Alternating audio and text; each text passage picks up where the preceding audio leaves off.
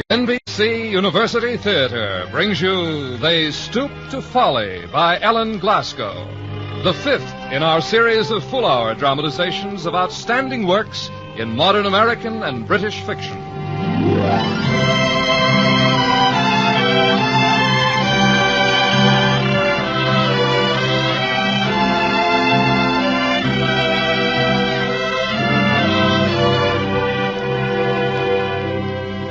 When lovely woman stoops to folly and finds too late that men betray, what charm can soothe her melancholy? What art can wash her guilt away?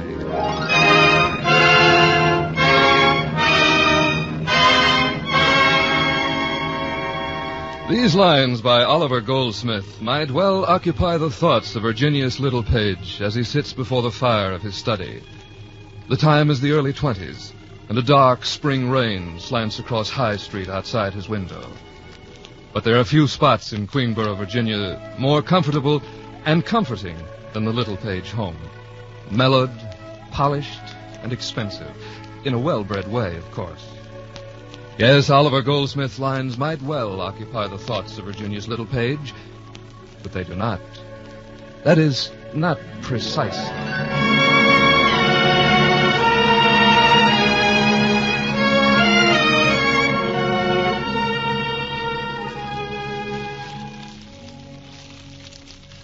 Yes, it is a nice fire. Well, crackle away. Soon it'll be spring and we'll have no further need for you. Spring, and about time, too. It has been a strange winter. Now I don't quite know whether I'm a disappointed idealist or whether my liver's acting up again. Probably just middle age or the after effects of the war. Funny. It was raining just like this that day last fall, and there was a fire like this at my office.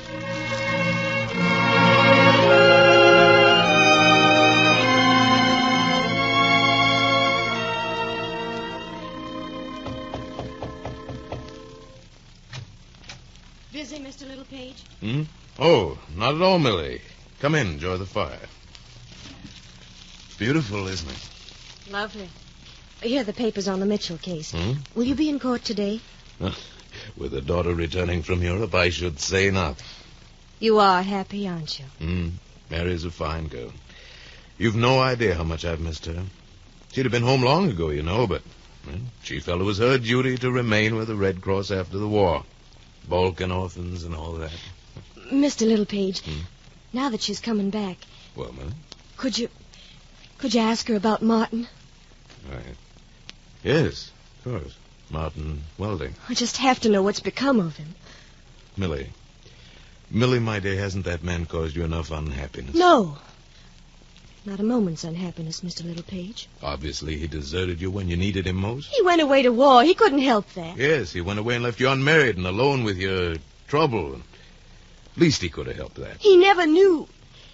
He still doesn't know that for a few hours he had to see yourself all this. Because I wanted to spare him. There was nothing he could do. Nothing. I wanted him to be happy.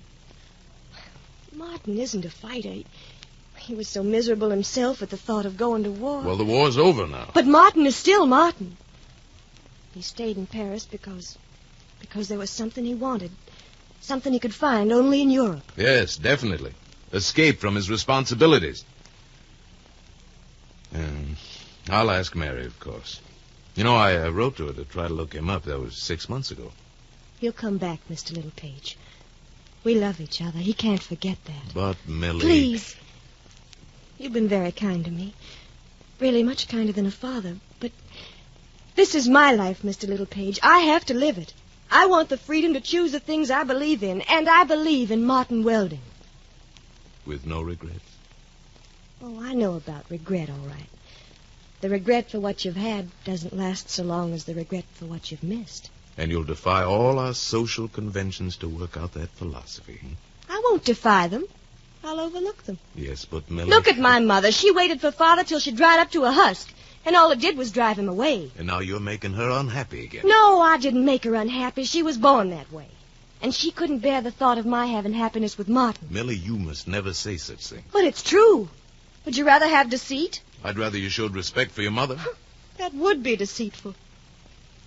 Well, we're just arguing at cross purposes, Millie. I'll speak to Mary. We'll find out about Martin Welding. Is that all? Yes, that's all. That's everything.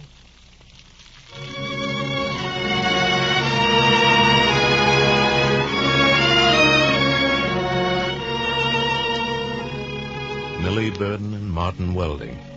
Millie had more than courage, and despite my protestations, I couldn't help but admire her. She'd flown in the face of Southern virtue and yet calmly refused to own up to the fact that she was a fallen woman. As my brother Marmaduke later pointed out, I think I resented that. I wanted her to be contrite or repentant or at least aware of her folly. But she merely loved. Not in the least like Aunt Agatha, wrapped in sin and rounding out a half-century of punishment for one ill-considered moment. Or, for that matter, like Amy Dalrymple, who wore her indiscretions with a certain tarnished freshness. Amy Dalrymple. Wonderful Amy. It had been 12 years.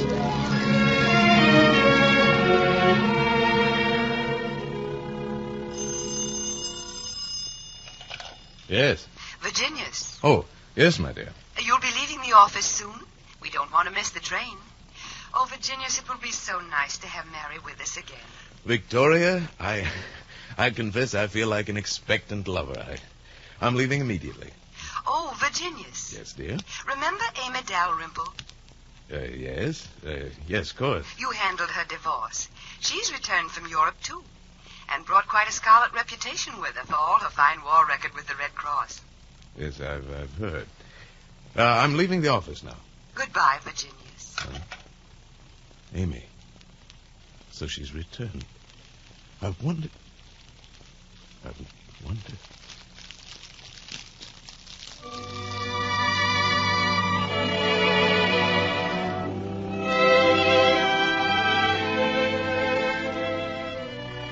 And so I walked home from the office that day. My joy at Mary's return was tempered by a certain sense of discontent. Perhaps it was the news of Amy Dalrymple's return. Amy Dalrymple. Frivolous Amy, the one woman in the world who made me realize that Victoria had every charm except the thrilling touch of human frailty. She was the only one who ever made me wonder if I might not have been happier with a woman who was sometimes indiscreet, but at least always amusing. It'd been almost 12 years since that August evening when, well, we might have had a love affair. I was shocked, not by my former rashness, but by my present sense of regret.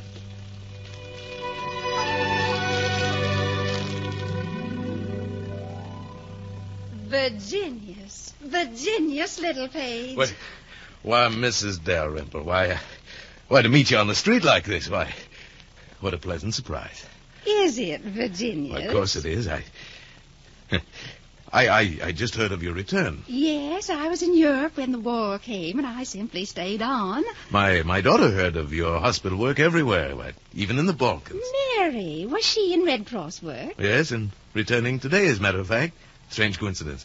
Two of you arriving so close together? Yes, but the war has been over for years. Oh, not over long enough to exhaust Mary's moral energy. She stayed on to organize a war orphanage in the Balkans. Still an impressive collection of ideals and high principles. Yes. But I have a feeling she's enjoyed the whole thing. Well, I've sometimes thought, Virginius, that the worst thing about the war was that so many of us who weren't hurt really enjoyed it. But when it was over? Oh, well, when it was over, we had nothing to fall back on. Nothing to do. Wasn't that way 12 years ago, Virginius? But you must have forgotten. No, I haven't forgotten. No.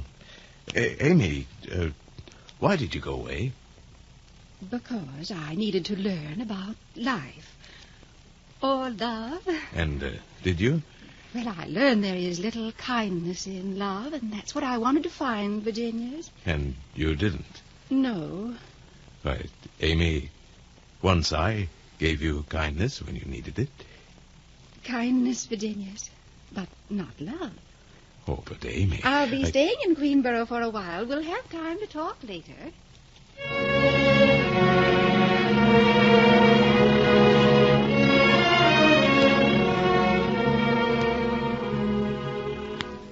And so Amy Dalrymple came back into my life.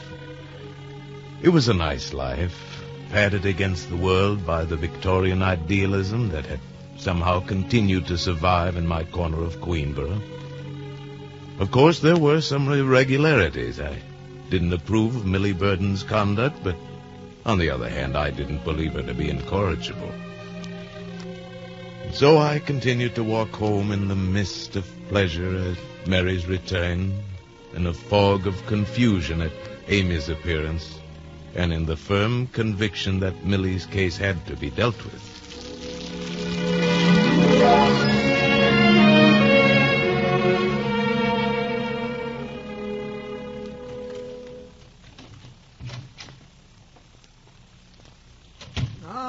My brother makes an appearance, and about time. Good afternoon, Marmaduke. What brings you here? Where's Victoria? Upstairs, resting from the shock of Mary's final reform. What are you babbling about? You mean you don't know? Well, of course I don't know. Well, it would seem that Mary's zest for philanthropy has reached a climax. She's not coming home alone. Not alone? Well, has she adopted a war orphan? It isn't an orphan, my dear brother. Well, what, a refugee? Well, not a Russian, Marmaduke. Hardly. Mary might sympathize with refugees, but she's hardly the kind of a girl to marry one. Marmaduke, please stop trying to break things gently to me. Very well, she's married. She... married? Quite. To who? It seems they were married 5 months ago. Victoria just received a wire a few minutes ago. 5 months ago? She never wrote us a word of it. It appears that when she met him, he was in some kind of trouble. Mary feels that she saved his life. But who is he? What is he? Evidently, she had to go to Europe to marry a young man from Queenborough. From Queenborough? Mm-hmm. Do you know his name? Yes, it's right here in the wire. Martin. Martin Welding.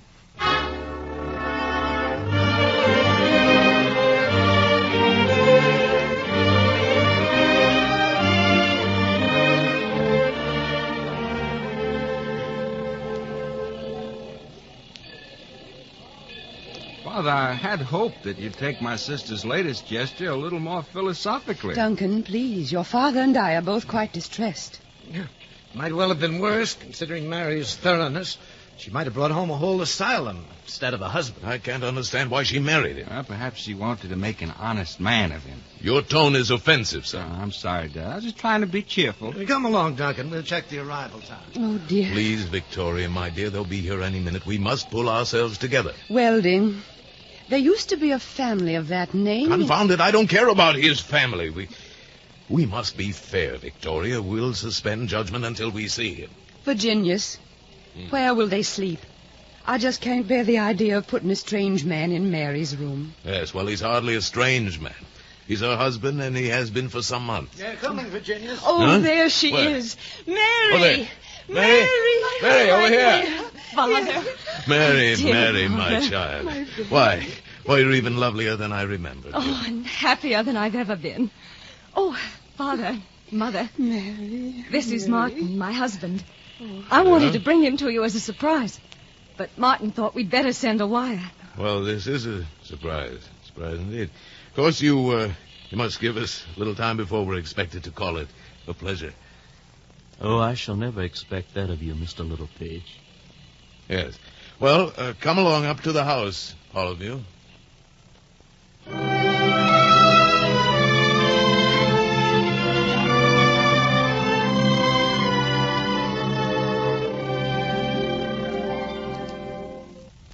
Mary and her mother have gone upstairs for a talk. You think we'd better have one, too? That's why I asked you into the library. I wonder if I could have a drink. I feel as if I were giving way somewhere inside. Certainly. I'll take one with you. It, isn't a habit, is it? It used to be. But Mary doesn't allow habits in marriage. I suspect she married me because she saved my life. She's my good angel, you know. Yes, drink. Now, if I may ask, what plans have you made for the future? Absolutely none. That's scarcely commendable. Oh, it isn't so bad as that. I suppose I'll find something to do. I've worked in a bank. Mary says Uncle Daniel can do something for me. So you've worked in a bank, huh? Have you no other means of making a living? Well, I have been trying to write. Well, I don't imagine there's much in that, is there? Not in Queensboro, at any rate. You know, I've told Mary again and again I'm not worth half what she's done for me. But she insists I'm all she thinks I am. I see. Well, let's hope that it turns out all right. Yes, let's hope so. Another drink?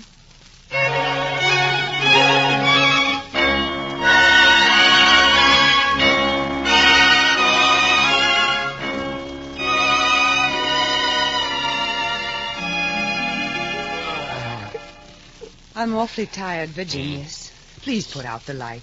Very well, there.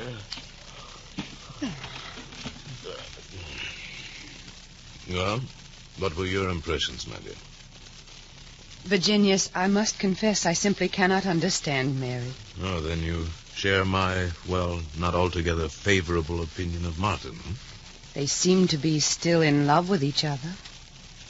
Being in love does establish some kind of congeniality, I suppose. But he isn't worthy of Mary. Poor child. Oh, she's trying her best to help him. Well, Mary is certainly better prepared than most women to bring out the best in a man. She's like yourself in that respect, my dear. Virginia. Why would Mary do such a thing? You talked to her, Victoria. She must have some explanation. Well, when she found him in that French hospital, he was suffering a complete nervous collapse because his writing had been such a failure. Mary saved his life. Yes, it's all very well, but what about Millie's life? After all, I do feel some responsibility. If I hadn't asked Mary to find Martin, this would never have happened. I know how terribly you must feel, my dear. But Mary tells me that she tried with all her power to make him go back to the other woman. And a man in love can seldom be trusted, you know. It seems to me that a woman in reform can be trusted even less. Virginius, you can't mean that about Mary. She did take another woman's man, Victoria. Well, I suppose we must stand by her now and try to help her. Don't feel too harshly, Virginius. She's our daughter. And you've always been so generous in helping others. There was Amy Dalrymple. Yes, sir. You tried so hard to protect her when her husband brought that horrible divorce suit against her. Well, that was a long time ago, my dear. Long ago. Yes. Good night, Victoria. We'll speak of it in the morning.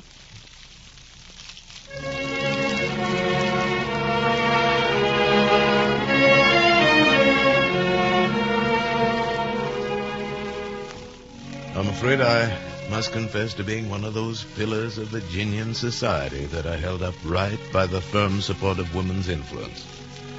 But in those days, Victoria's support lacked its usual security. New problems had entered our lives. Mary and Martin and my responsibility to Millie Burden, and an old one had returned, Amy Dalrymple. Nearly 50 and as handsome as ever. More lovely and graceful than most women are half her age. Oh, how could I think of Amy at that time? There were so many other things to do. The next day I went to see Millie at her mother's home, a ramshackle, untidy house in which my brother Marmaduke rented a studio.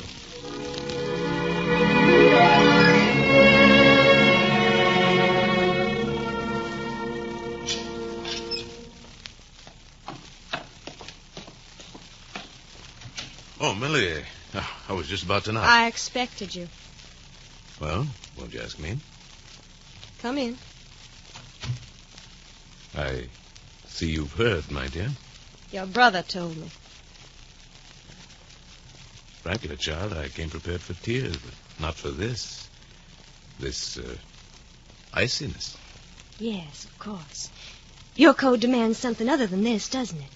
Gentle hysterics, perhaps, or a decade or two of seclusion. Millie, how can you be so careless? I had a right to my life, Mr. Littlepage. If I spoiled it, that's my affair, not yours or Mother's or Martin's or anyone else's. I just wish there was something I could do.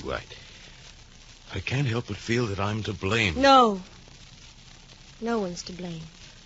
I asked you to have her try to find him. You meant to be kind. But it was a mistake, child. Mine, not yours.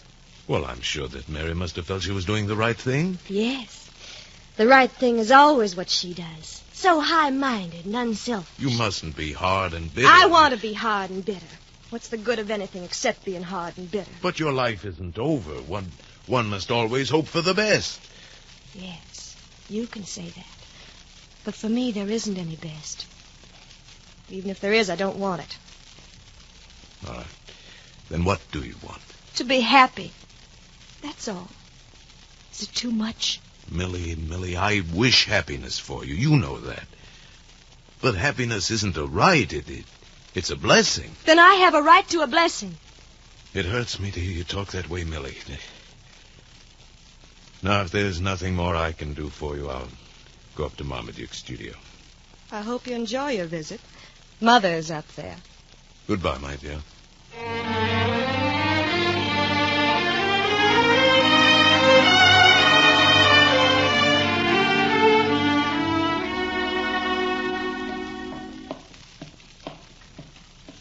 My advice is worth so little, my dear lady, that I hesitate to inflict it upon you. But, well, we have a visitor. Mrs. Burden, Marmaduke. Oh, Virginia's. I was just about to tell Mrs. Burden here that if she needed the opinion of a man of sense, she'd better consult you. It's Millie, Mr. Littlepage. Oh?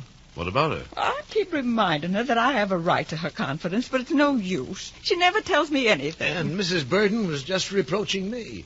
She says that I encourage this sinful attitude. Well, it seems to me, dear lady, that her attitude is commendable. Ah, Mr. Littlepage, I shouldn't have believed that you'd encourage Millie. I'm only trying to help her make something of her life. And there's the rub. Mrs. Burden objects to what she feels is an immodest recovery from masculine wiles. Well, it all comes from this wild living since the war. Silk stockings and short dresses could only end in immorality. Your view, dear lady, appears to me to be entirely too hopeless. Well, it's none of my doing. I've always done the best I could with Millie. Mrs. Burden, isn't it true that your first consideration must be your daughter's welfare? Her eternal welfare, Mr. Littlepage. Well, you can mean that you wish to see her suffer on earth. Well, doesn't the Bible warn us that there's no salvation for the sinner except through repentance? And what does Millie say to all this? Oh, she has no sense of shame. She says only that her life is her own, and that she has no regrets.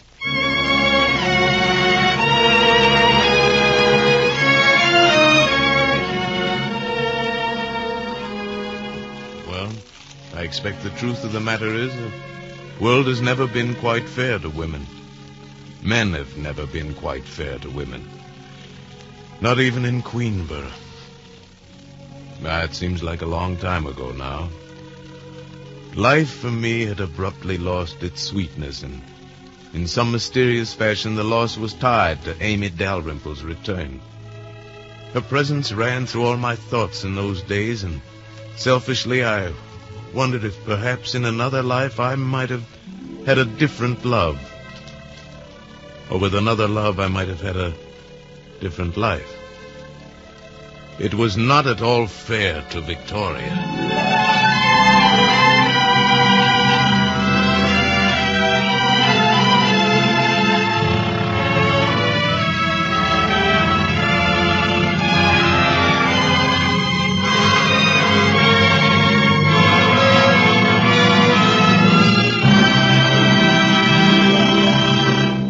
From Hollywood, the NBC University Theater is bringing you a dramatization of the Ellen Glasgow novel, They Stooped to Folly, the fifth in our new series of radio plays based on outstanding works of modern Anglo-American fiction. And here to serve as our intermission commentator is Mr. Harrison Smith, the distinguished author, editor, and president of the Saturday Review of Literature. His comments on today's novel gain added interest from the fact that he was also a close personal friend of Ellen Glasgow. Now here is Harrison Smith speaking to you from New York.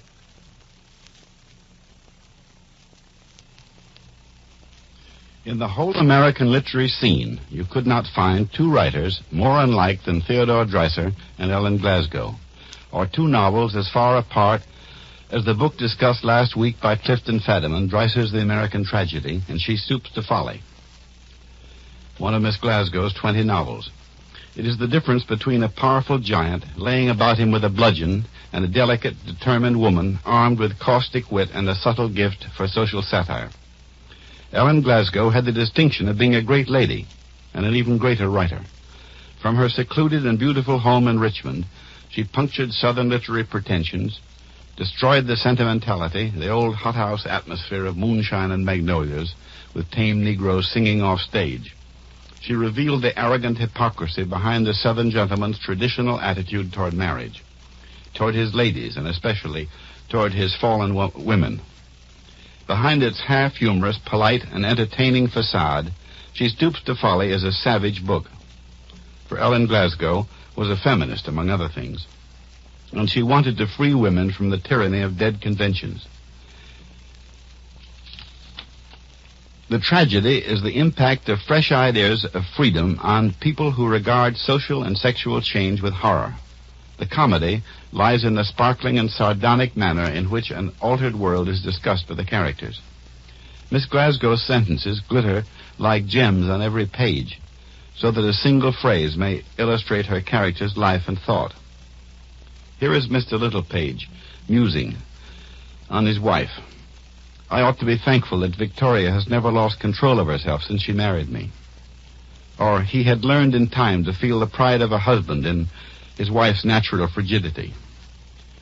Another, it was a comfort to remember that like all pure women everywhere, she was satisfied with monogamy. Or on woman in general, never had woman appeared more desirable than in the sheltered garden of Southern tradition, those legendary periods when she had disposed her limbs in the classic posture of waiting. The qualities that made Ellen Glasgow a writer who will always be read are in this book. It is no wonder that the Southern literary renaissance of 20 years ago began with her. Nor was her work devoted entirely to a wilting aristocracy. Her sense for realism and her hatred of hypocrisy led her to lower levels of Southern life, and one or two of her early books were of passionate revolt.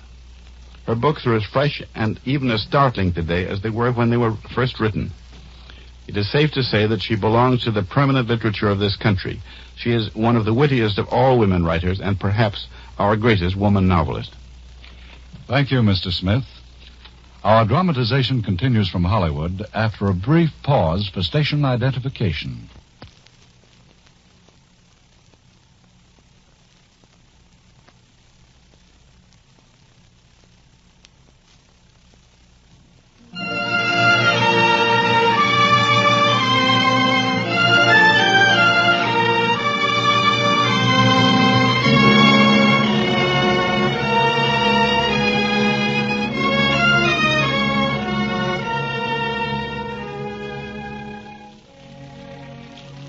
It wasn't a very happy winter for any of us.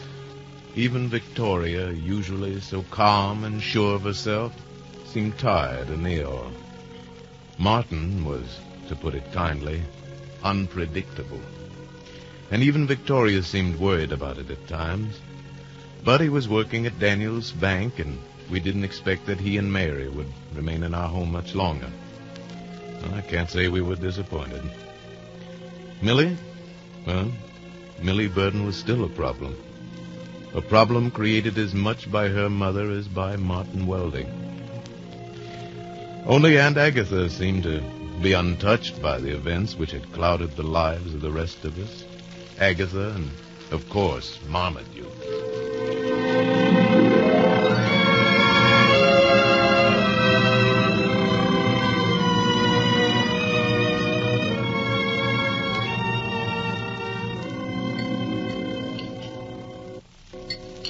Aunt Agatha? No, thank you.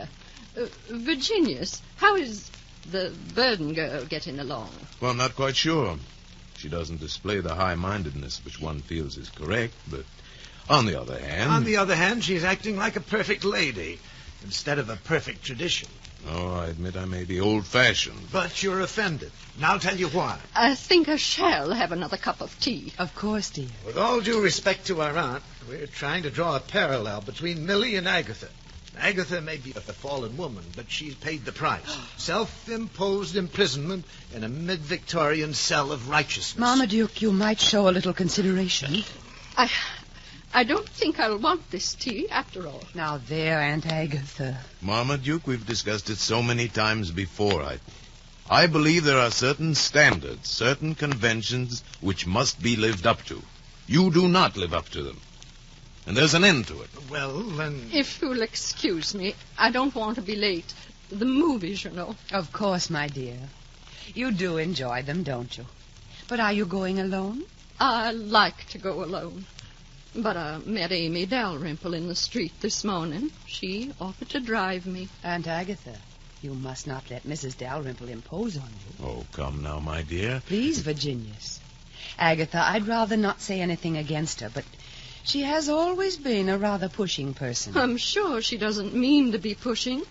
I really think she feels sorry for me. She's only trying to be kind. I'm sure you don't need her sympathy, dear Agatha. I suppose it didn't occur to her that she could harm my reputation. Don't you think, Victoria, we may leave Aunt Agatha free to pick her own associates? Really, Virginius, after what Agatha's been through, Mrs. Dalrymple is hardly a suitable companion.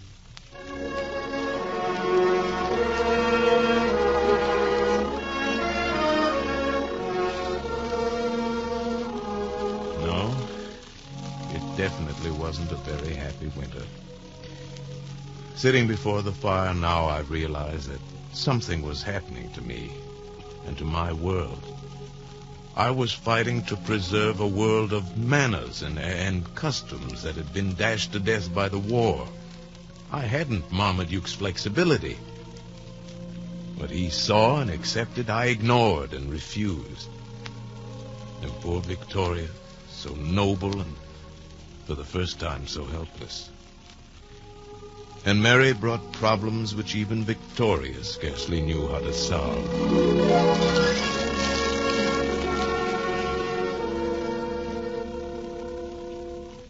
Oh, Mother, here you are in the library. Just resting, my dear. I looked for you earlier, but you must have been out.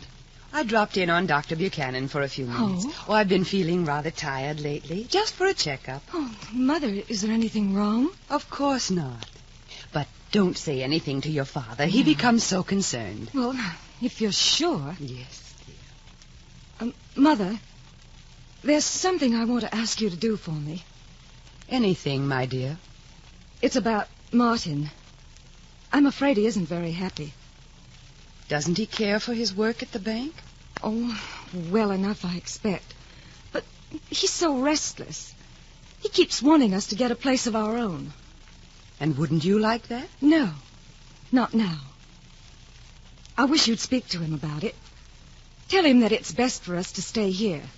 But, Mary, that hardly seems necessary. Oh, but it is now. It's very necessary. Mother, I'm going to have a baby.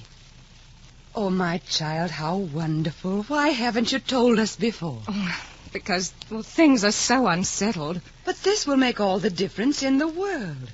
Why, I'm sure that Martin will understand why you should stay with us here. It's his writing.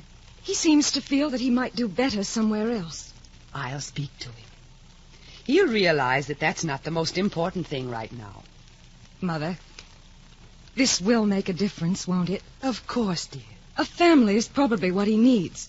He's so weak. The responsibility will strengthen his character. With your help, Mary. Yes. He's so dependent on me, Mother. He calls me his good angel. I try so hard to be. I'm sure you are, my dear. I can't help feeling that I did right in saving him from that woman. She wasn't the right kind of girl for Martin, Mother. No. No, I suppose not. I just can't understand, Father. Having her in his office even now. Well, after all, that's really for him to decide. And the girl does have to earn her living. Oh, of course. I wouldn't want to interfere with that. Then what do you wish? Well, Mother, it does seem that she could work somewhere else. Well, your father says that she has mentioned going away. Well, then why doesn't she go? Well, perhaps we can make some arrangement. I understand she and her mother both live on Millie's salary. So if Millie were to leave town, something would have to be done about her mother. Mother? Yes? What about the House of Hope? You were saying that they do need a new matron to watch over the girls. Mary, do you think... Well, Mrs. Burden is perfectly respectable, isn't she? Oh, yes, she's more than respectable. And she's had experience in dealing with that type of girl, right in her own daughter. Mother, why, that would be the answer to everything.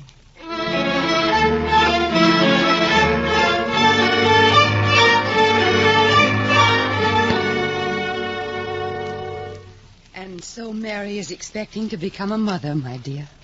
So soon? Well, I hope she's pleased. She's delighted. But it's not so soon, Virginius. They were married last spring. Yes. Well, better late than never. Virginius, I don't know what's come over you. You seem to grow more flippant every day. Oh, I'm sorry, my dear. However, if Mary is pleased, my attitude doesn't really make much difference, does it? That's exactly it, Virginius. Mary has been worrying over your attitude. And, of course, any worry is bad for her. She didn't help much by bringing Martin into our house. Victoria, I just can't stomach that fellow. But for her sake, dear, I wish you would try to talk with him. He's so restless and erratic lately. There's no wonder he walks the streets half the night. At least that's what he says he does. Sometimes when he's so late, I almost wonder if he's seeing that girl again. Millie? Why, nonsense. Well, if he is, it won't be for long. What's that, my dear? Are you coming to bed soon, Virginius? In a minute, when I finish my cigar.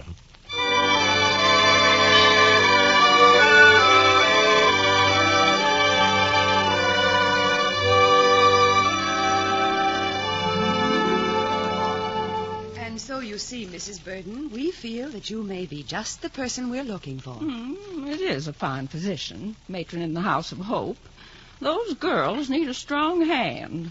I feel I could do some good there. And Mrs. Burden, Millie could leave Queenborough if you were provided for. And who would provide for her, I'd like to know. What would become of her if she didn't have me to advise her? She has her mistakes to live down. But don't you see, she might be able to forget the past more easily this way.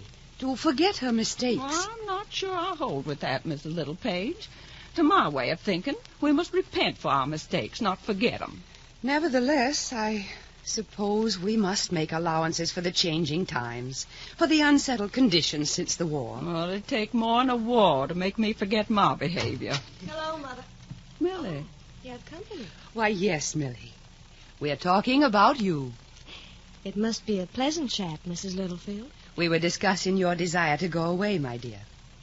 I was thinking that perhaps it might help if your mother accepts a position with one of our charitable institutions, the House of Hope. And have you accepted, Mother? Well, I don't know what to think.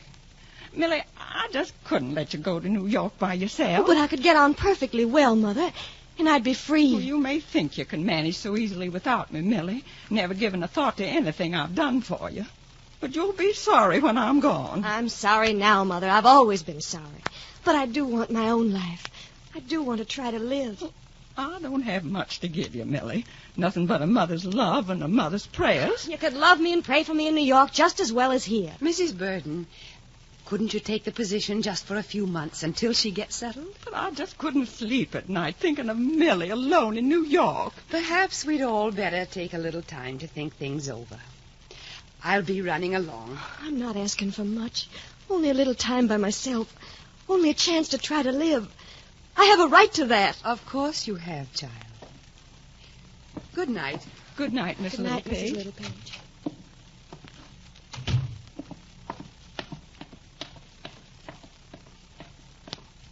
I rather think she'll take it. I'm sure it'll be best all around. Why, who's that? Oh, no. What can he be doing here at this hour? Martin Welding.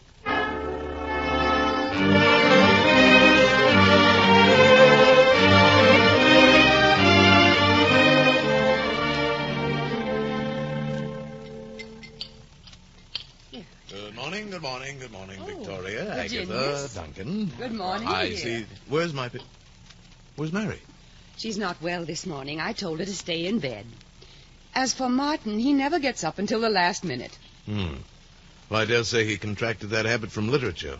Scarcely a thing for a business career. He complains that he can't sleep nights. Pass the butter, please. Do you know when he came in? Yeah. Thank you, dear. I let him in at 1 o'clock. He'd forgotten his key. Said he'd been out for a walk. I do wish he'd come home earlier. It keeps Mary up so late when she needs the sleep. But where does he walk to at that hour of the night? Virginius, I must talk to you alone. Yes, of course, my dear. Will you excuse us, Agatha, Duncan? We'll be right back. No, Virginius. Yes. I visited Mrs. Burden last night. What on earth? I offered her a position with the House of Hope.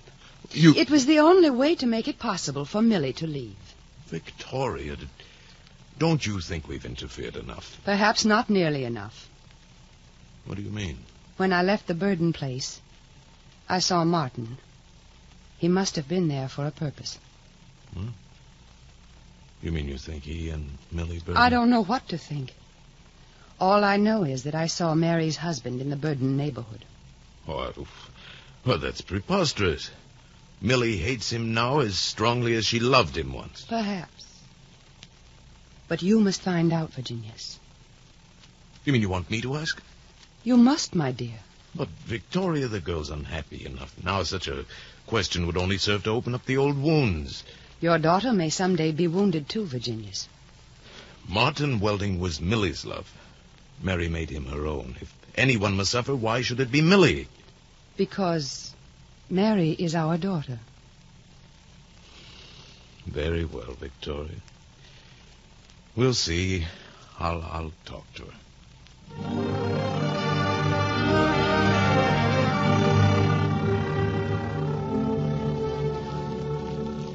Somehow I couldn't bring myself to ask her if she'd been seeing Martin.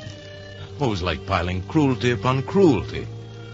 And for the first time in my life, I was sick of doing my duty, of noble motives which create ignoble problems. Millie Burden was going away. Let her go in peace. And perhaps Millie was right, and I'd been wrong. I'd never really dared to live. Not as she dared. There was spring in the air that day, but I was still living in the dead of winter. And that night, the light in Amy Dalrymple's window across the street looked, well, just like a star. And I wondered what might have happened if I'd followed my impulse that night 12 years before. If I hadn't lost my courage.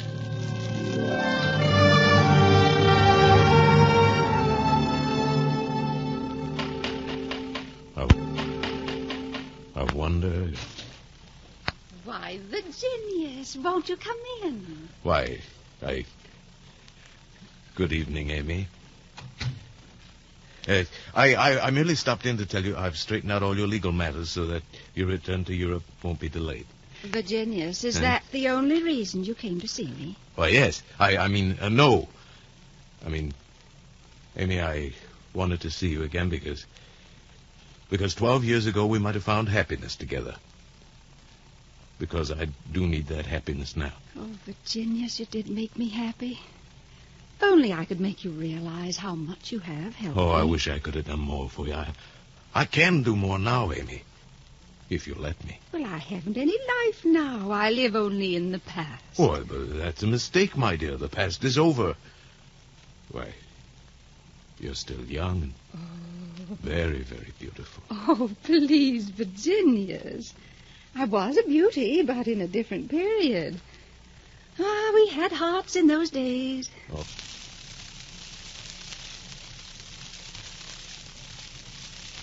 Oh, Amy, why can't we forget our memories? This is the present.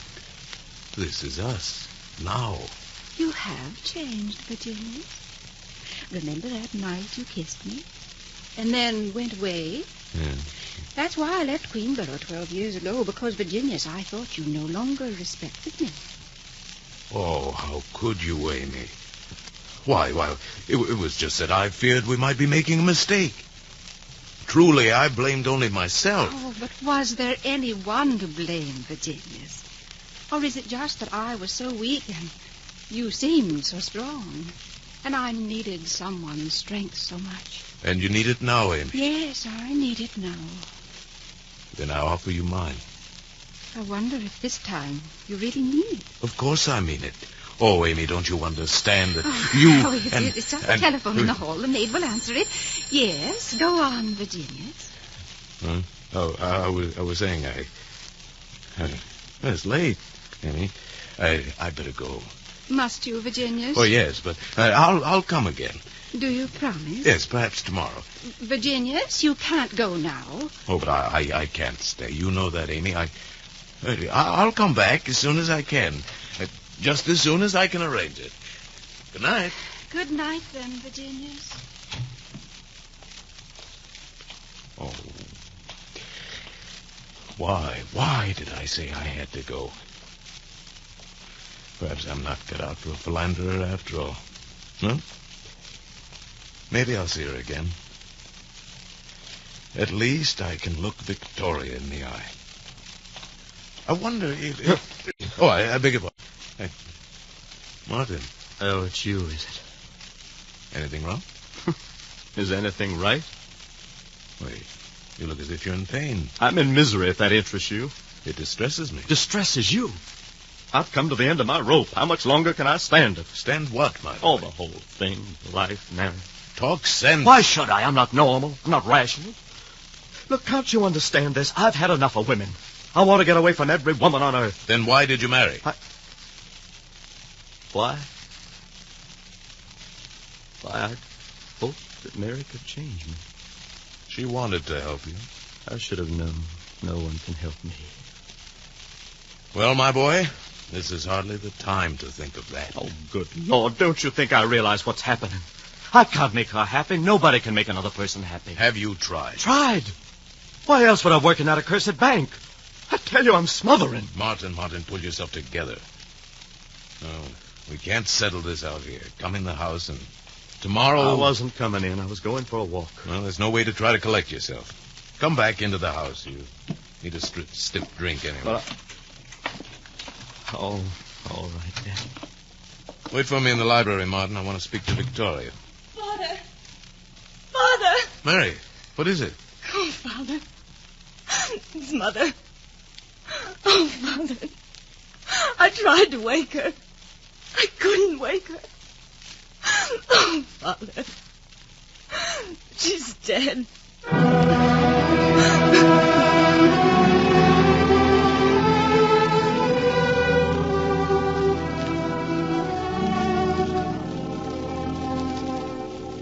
No one in the world could love her as I do. I know, my darling, I know.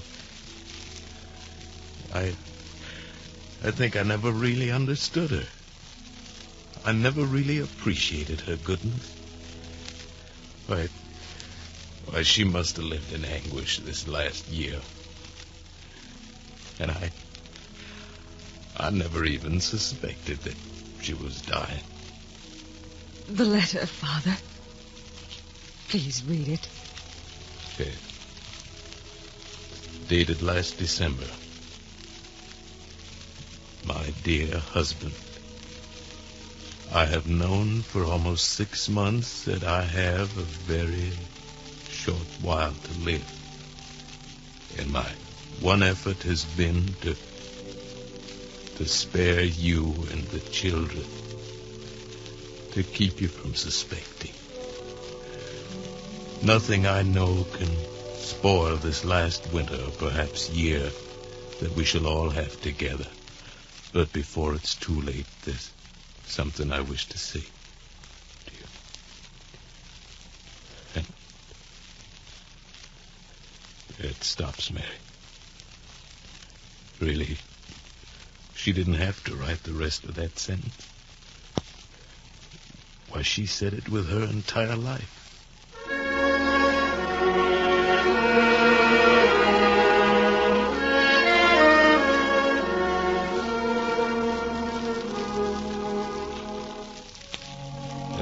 the end. An hour before Victoria died, I was weary with her goodness. I was almost faithless to her in spirit.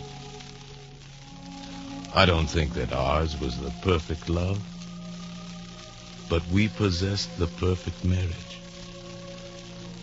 We had each other's respect and each other's kindness, and that, I suppose, is all anyone can ask. And the world was left, the world without Victoria.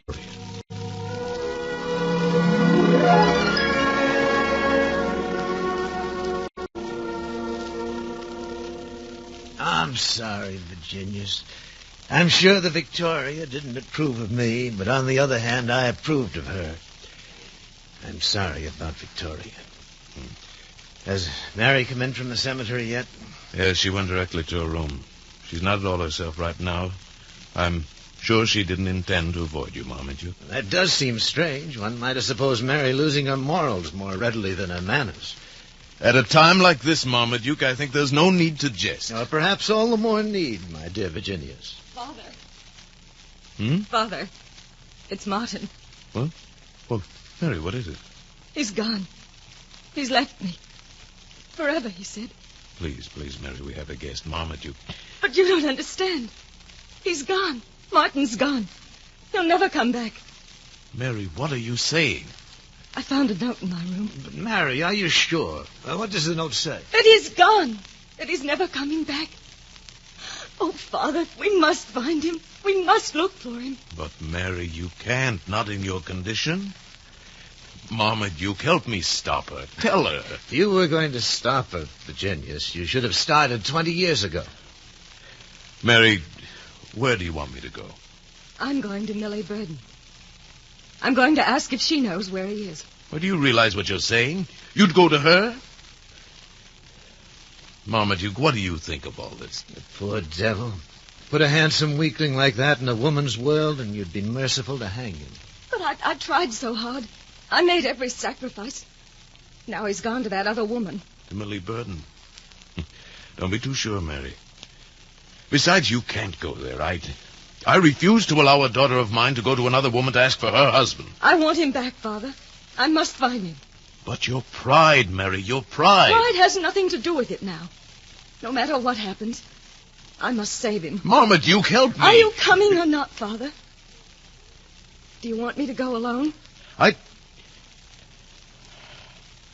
All right, Mary. All right, I'll go with you.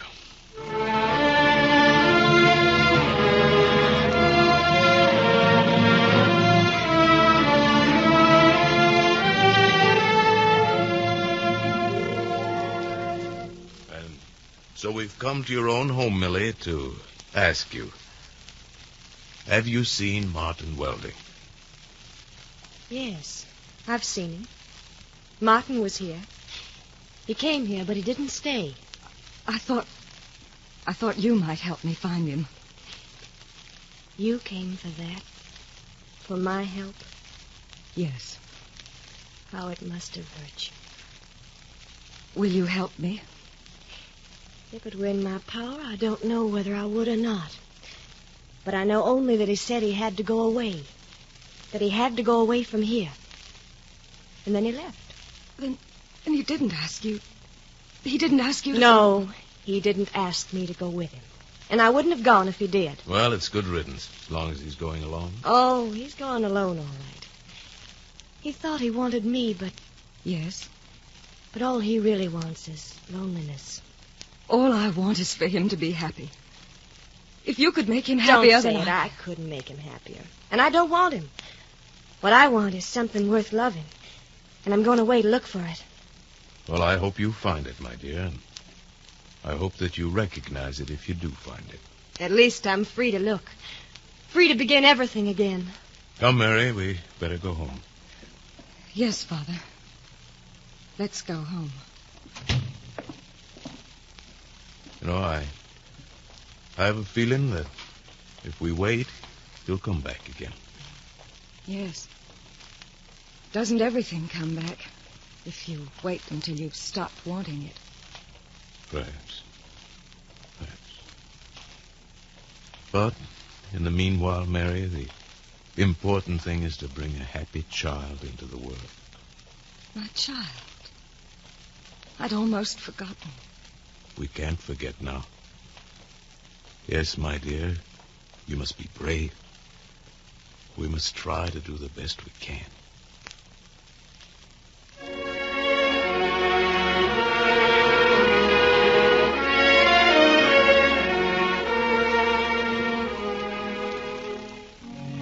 Well, the fire's almost out. And there will be another spring.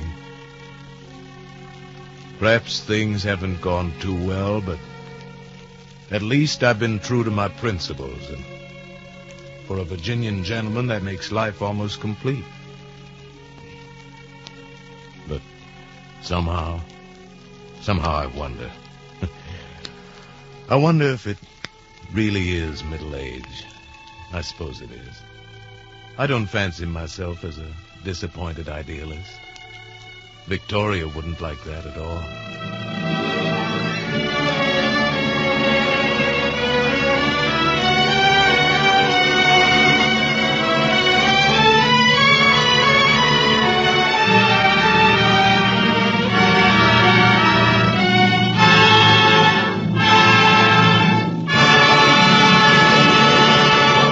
The curtain falls on the 5th in our new series of radio plays based on outstanding works in modern Anglo-American fiction. Today, the NBC University Theater has brought you Richard Allen Simmons' radio play based on an adaptation by Jack C. Wilson of the Ellen Glasgow novel They Stooped to Folly, with Paul Frees as Virginia's Little Page. Our cast included Jane Webb, Lynn Whitney, Stephen Chase, Georgia Backus, Maya Gregory, Jack Edwards, Gail Bonney, Gloria Ann Simpson, and Shep Menken. Our intermission commentator was Mr. Harrison Smith, distinguished author, editor, and president of the Saturday Review of Literature. Next week at this time, the NBC University Theater turns to the work of John Galsworthy. Nigel Bruce will be our star, and Mr. James Hilton will be our commentator, as we present an adaptation of the famous Galsworthy play entitled Justice.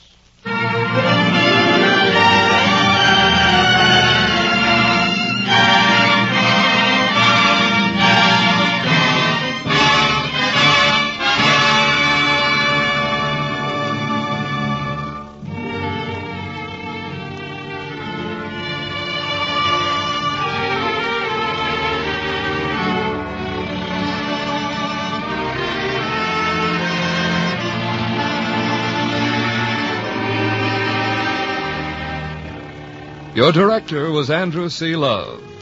Original music for They Stooped to Folly was composed by Albert Harris and conducted by Henry Russell. Productions of the NBC University Theater are currently being used in conjunction with a course in Anglo-American fiction at the University of Louisville.